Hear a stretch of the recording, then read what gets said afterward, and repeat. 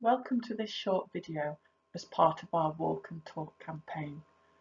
I'm going to share with you some of the changes we've made to our environments at the Professional Development Centre with a focus on communication and language.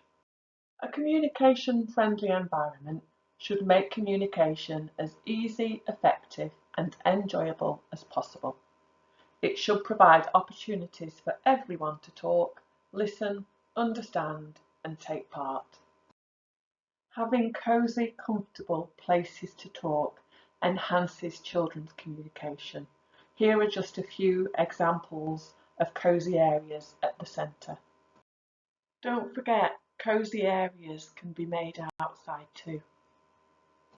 Think creatively about the resources that you can use to make these spaces. Encourage the children to take part in building these cosy areas and dens.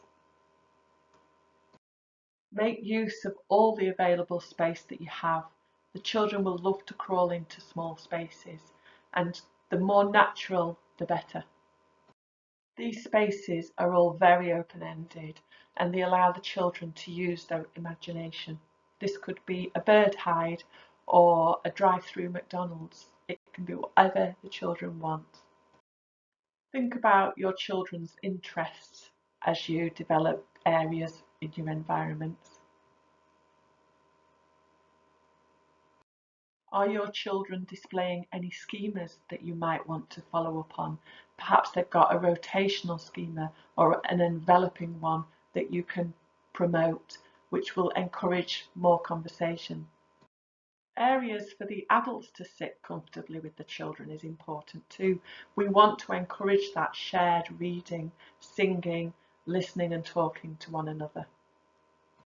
We have added a bedroom to the domestic role play this term in the hope that this will encourage more storytelling and reading. There are numerous ways to incorporate technology into your environments. Here we've got talking pegs.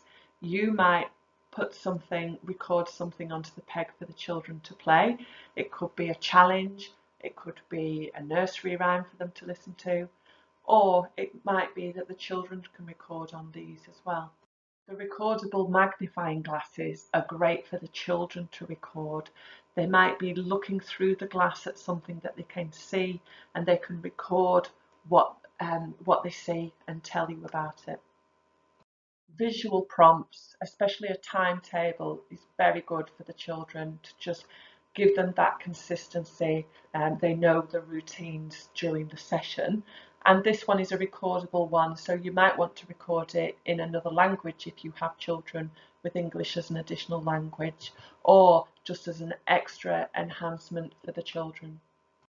Perhaps the children want to record themselves.